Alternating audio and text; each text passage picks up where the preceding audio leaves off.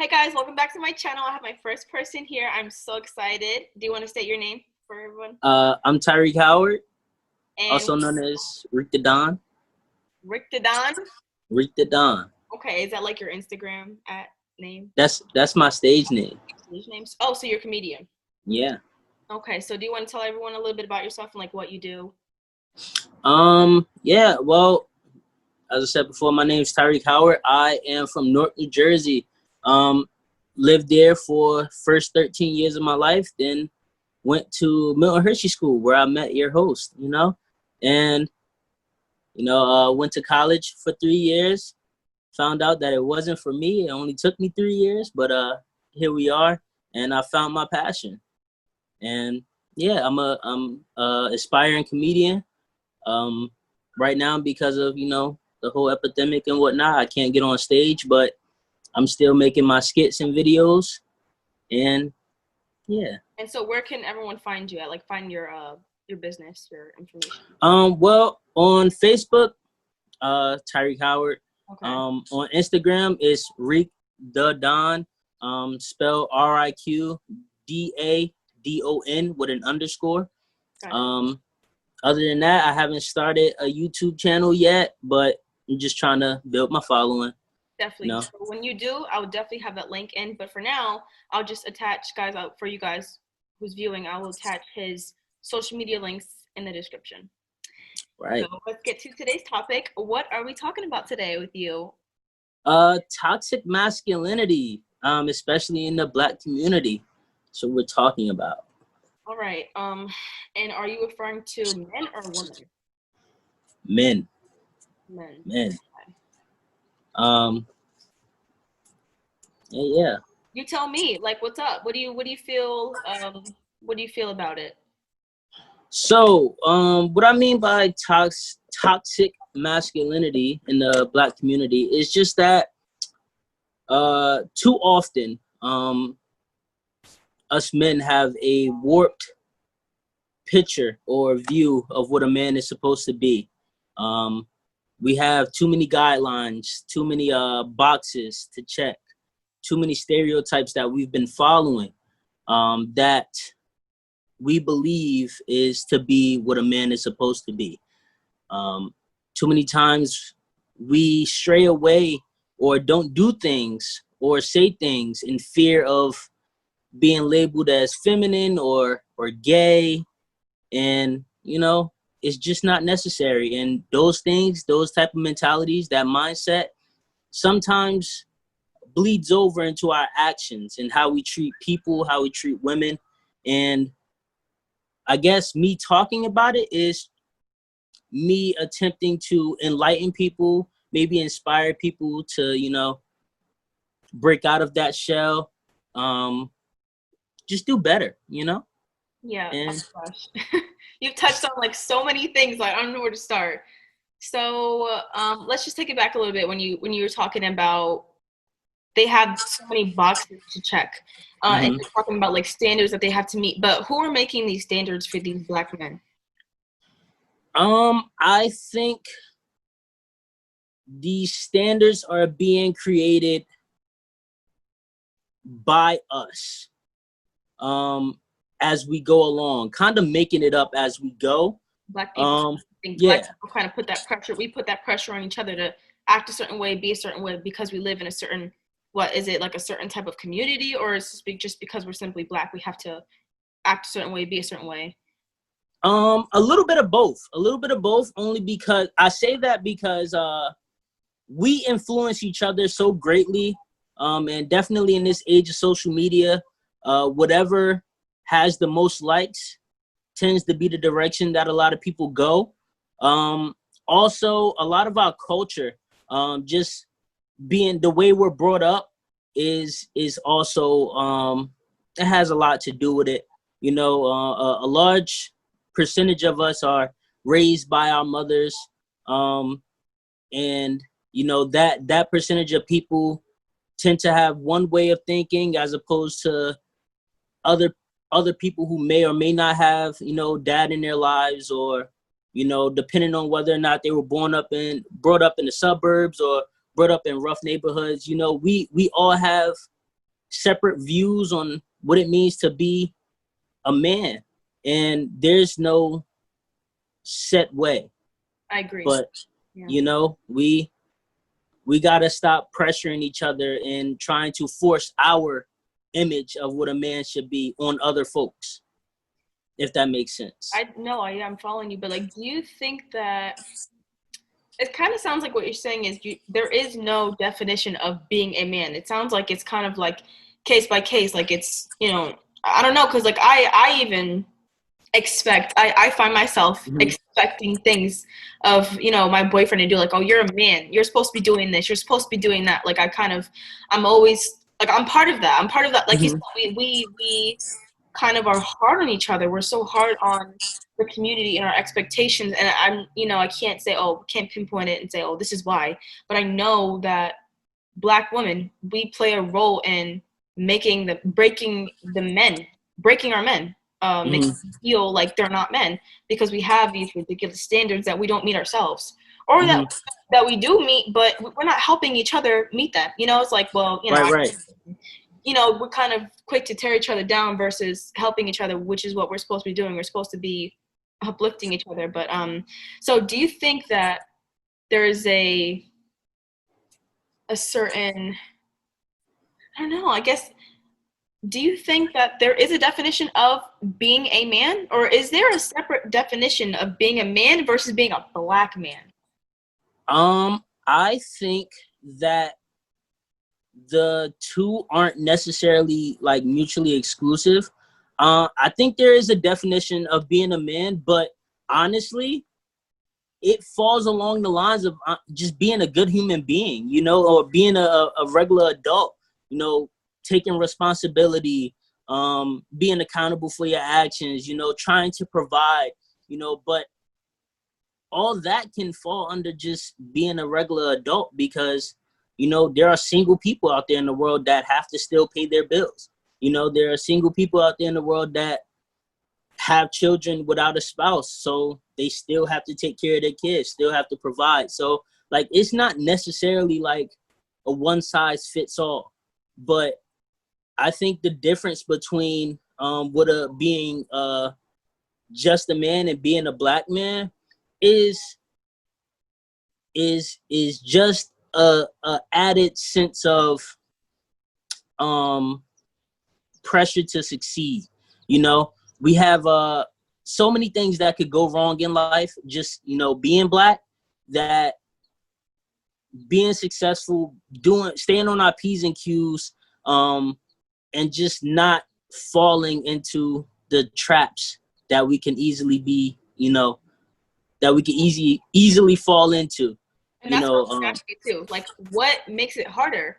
You're saying you have to be on your P's and Q's. What makes it harder as a Black man? Like, what opportunities do you feel like you're not given versus maybe a white man or a white woman? Why is it harder for Black men to succeed? Along with our own community tearing each other down, along with that, and then you having the pressures of being a certain way, being a certain man for your family, brother, sister, whatever it is. What other things are kind of like roadblocks? So starting from the inside out, some of the challenges that we have of being accepted as, somebody that's masculine or being a man, at least in the Black community, is just all the things that people in our community will call weird, like in female singers or certain types of music, watching, certain types of shows, or showing emotion, that type of thing that we always like. Sometimes we fall into, just that box, and that's just us, telling each other how we should be, and then once we step outside into the world, and when we got to deal with, just, it's not that we can't, or that it's harder because we didn't get the head start that the others have, Right. And so our I read a statistic once, and I have to. It could be fact checked, but it said that 1/3 of every black male will see some type of jail time. Oh, wow. And if that's true, then you know that's already a setback.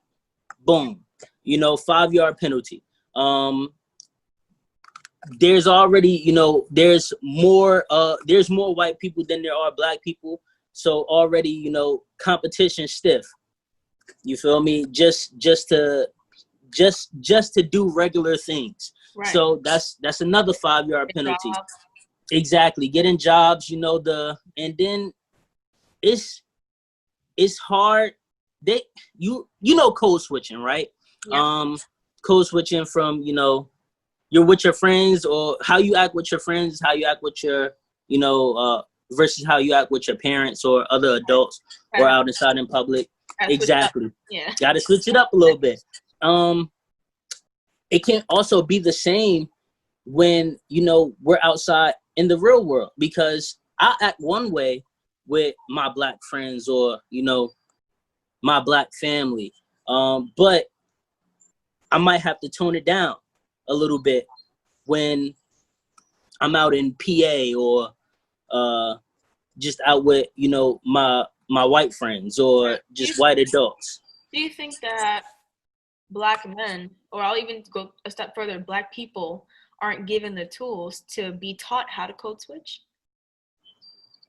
Yeah, yeah. I think I honestly believe we're lucky. Yeah. To have had. Yeah. We're lucky to have had Milton Hershey, because had it not been, who knows how I would act, Where you would when be. you're so, yeah, or where I would be, how set I was in how I acted, how I would act had I stayed in Newark or stayed in Jersey, versus if I got that exposure, to being around white folks, to being around in a suburban setting, how I should act there. Wait, let's clarify though first. A lot of black men are good men. They're not bad men, but they're a product of their environment because they're not taught how to code switch, or just how to just be a normal civilian. When you're growing up in poor neighborhoods, you get the worst healthcare, you get the worst education. What do you expect? What do you expect for for them to know how to maneuver, in different environments where they need to get a job, where they need to get a car? You know what I mean? Like, they're not given the tools. And so for all of you guys who don't know what Milton Hershey School is, we went to a private boarding school for underprivileged children. And what they do is basically they sheltered us. They sheltered us, but they taught us, how to be strong. They taught us that they taught us to love each other. There's a lot of white people that were living with black people, were living with Asian people. We were all in one big community. It was a lot of love. Yeah. And we were taught how to survive. We were definitely taught how to survive. We were given the tools. And so we're kind of, you'll notice the difference between a MILT. We call each other MILTs. You'll notice the difference between a MILT and someone who grew up somewhere else, who didn't go to, that nice educated school, like that they didn't have that, just that extra help. They were hard on us. I'll say they were hard on us because they wanted us to succeed. Not everyone took those tools and applied them, but a lot of people do. We understand how to code switch. We know they always say that to us. You can't act how you are around your peers, how you are around your friends, but then also being a black man, you're not taught. That's a whole nother section in the book that you're not taught. Yeah. You know what I mean? Like, I think it's the way I like to explain it to people is like, say for instance, you had a friend that mostly liked to play fight, right? Every time you're around them, y'all get into it, play fighting here and there. But you go out to hang out with another friend and they go to like give you a hug or something, you flinch, right?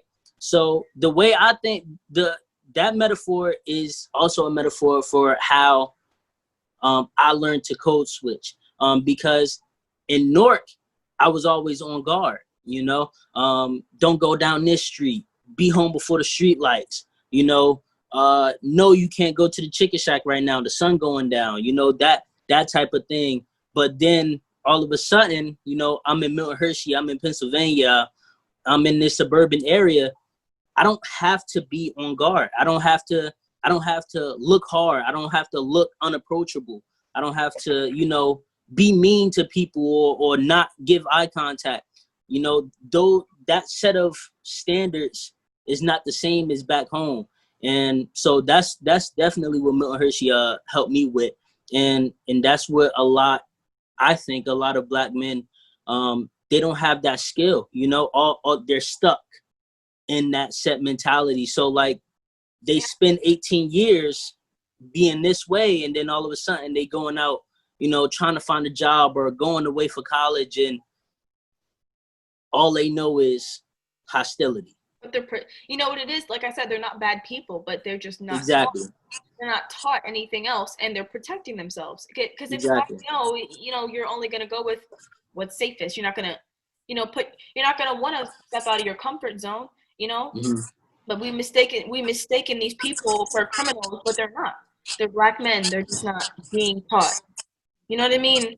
And I was gonna say, I think that when you were talking about you had that help from Milton Hershey, to me, it's like I'm seeing so much of like I lived in Harrisburg for a couple of years, right? But there was just such a difference between the Milts and the people from Harrisburg, or you know, people from a city, a more you know poor city, because they're not given those resources. The Mm-hmm. teachers aren't involved. All the court systems just want to lock them up. You know what I mean? You have everything Mm-hmm. working against you.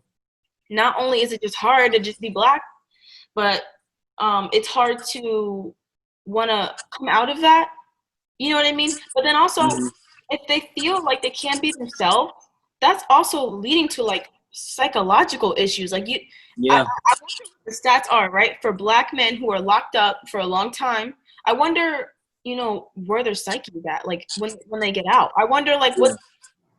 how do you go back to being normal after being locked up, told what to do, told where to go, when to eat, when to sleep, when to do everything, you know, like you also have that against you, that It, mental health.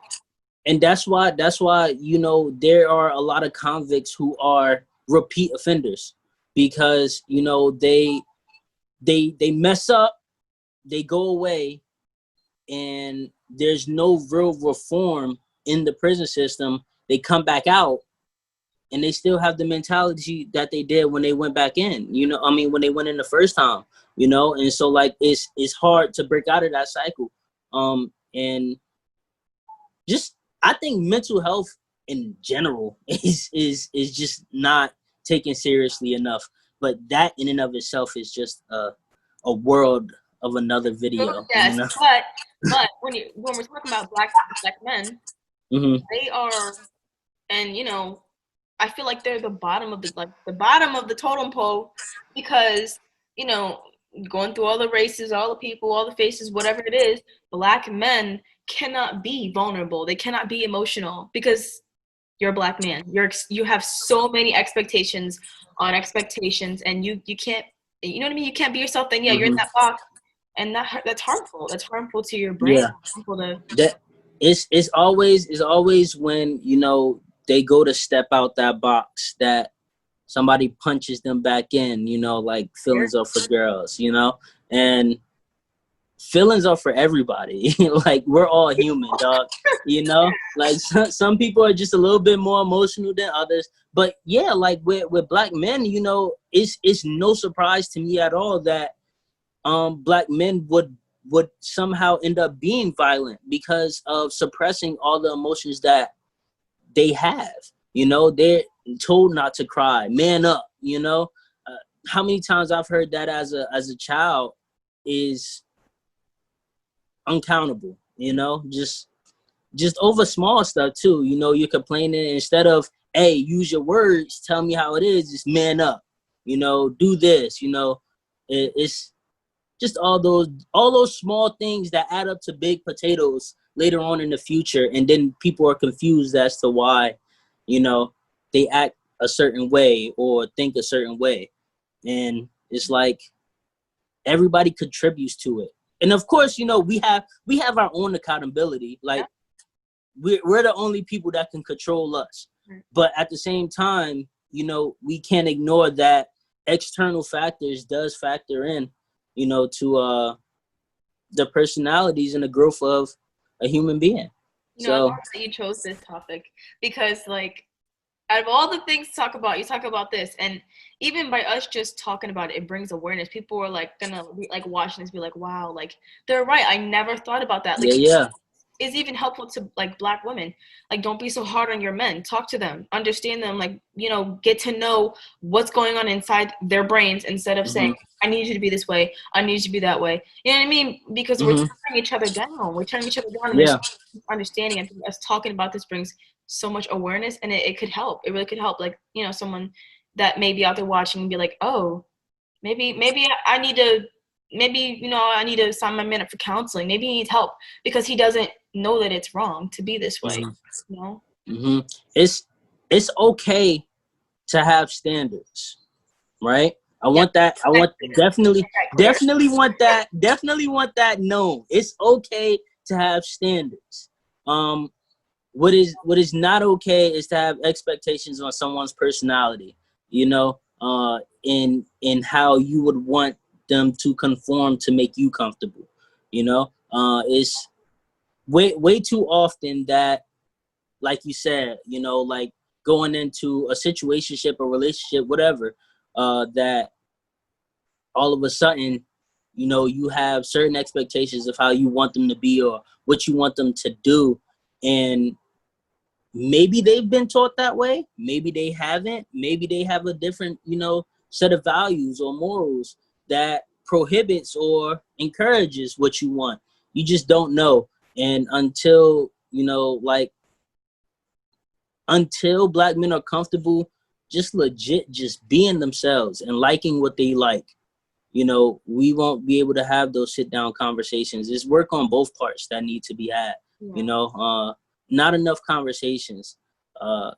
Is I also saw another quote that was, you know, I always thought that communication was the key to a relationship, but it's not. It's understanding. And you could communicate all you want. You could tell somebody exactly how you feel, exactly what you mean. If they don't understand, then it was no point. Wasted all that time, energy. Exactly. Yeah, wow. Exactly. You know, and I like what you said earlier. Like, I wanted to you I think you said that they have, like, they're kind of faced with issues, like, it's you saying it's okay to have standards, right? Mm-hmm. Like, let's make that clear, because we don't want to, like, you know, say like, oh, like, let them be Right. free to do whatever. No, you have to have standards because we're human beings. Even women Mm-hmm. we have to have standards. Yeah. um I think my issue is, like, with gay men. Like, they have we gay Black men, let's say gay Black men. um Mm-hmm. a lot of men, because they're, you know, you're like, you either have to choose. You're either straight or you're either gay, and, like, there's no in between. You know what I mean? You know, Yeah. you know this. Like, and this is, I know this is, like, people don't talk about this, but you're either like a straight, oh man, don't touch me, get off me, don't Mm-hmm. that way. Like, oh, you know, they call each other names, or they act that way that everyone Yeah. wants to avoid. No one wants to talk to. Everyone's like, oh, he's annoying because he, you know, because he's gay. Right. Right. Don't they'll be like, oh, don't get me wrong, he's gay, but he's cool. But that's the issue. Like, Black men can't just be people. Women, Affectionate. we can go. Look, we can go both ways. I can, you know, like a man this week, like woman that week. No one will think anything of it. They won't even care. Mm-hmm. You're a Black man, oh nah. You have one relation with a Black man, and you're gay for life, or you're Right. just, like, you're written off like that. You know, that's hard. That's hard because you're human beings. Like, you wanna, sometimes they wanna explore. Like, some men, you know, because pain causes people to change as well. Sometimes, you know, Yeah. you know, so we label them as gay or straight, and that's hard too. That's hard within itself to understand and process. You have to choose. Growing up, you see these kids, they're like 9, saying that they want to be transgender or they want to be gay. Like, how do you really know that? Well, you know what I mean? We're so hard on sexuality with Black men as well, that we're telling them, oh, you got to choose which side of the fence you want to stand on. Right. And And then all of a sudden, you know, you have black men who are just naturally flamboyant, right? That doesn't necessarily translate to them being gay, or just have, or like things that traditionally women would like, but it's just not the case. Like you said, you know, all of a sudden, you know, you go to hug your bro, and sidebar, I hug my friends. I don't know about anybody else. I hug my friends. But you go to hug your bro, and all of a sudden, oh, I don't want to be touched. You know, don't touch me. That's gay. You know, that type of thing. When it's just like, it's just not that deep. The only thing that can make you gay is if you like another man. Right. That's the only thing in the world that can make you gay. And we can't You, associate that word with you being know, bad. You're gay. You're gay. exactly, It's not a bad thing. exactly. And so, and it's not a bad thing. Gay is not synonymous with the lesser. It's not synonymous with bad. You know, and if you are gay, and what of it? You know, like, so what?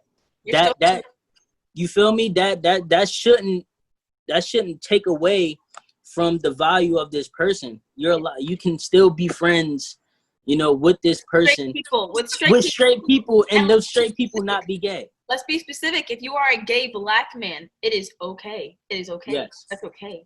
A-okay. I have a friend. His name is Robbie Welcome. I met him at summer camp, and he is as gay as they come. All right. He will walk down a random street, and all he'll do is, you know, talk about either his latest escapade, somebody that he's on his way to meet, you know, just things like that. But he's not my friend because he's gay. He's my friend because he's my friend. You know, like, everything else about him is what made us friends. Who he likes and who he associates with in the bedroom is none of my business. You know? So, like, you feel me? It's just not that deep. And honestly, there's some gay people in the world that are legit just the most wholesome, greatest people out there. And just people. The people, like, that goes into what we talked about in the beginning. Tearing each other down. Like, for what? Yeah. But so we're gonna close out today's video. If you guys want more content, you're gonna have to catch us on another day. And what I'm gonna do is I'm gonna just include his link so that you guys can you know, follow his social media, and then eventually when he starts up his YouTube channel, you can I'll add that. I'll just edit the description, and then I'll add his YouTube channel in. Let everyone know who you are again so they remember. Tyreek Howard. I'm Rick the Don, the comedian. Thank you guys for watching. If you haven't already, make sure you like, comment, share, and subscribe. And we'll be back again with another video next week. And obviously, it's not going to be perfect. There's going to be background noise. My cat is on crack, so, you know, whatever.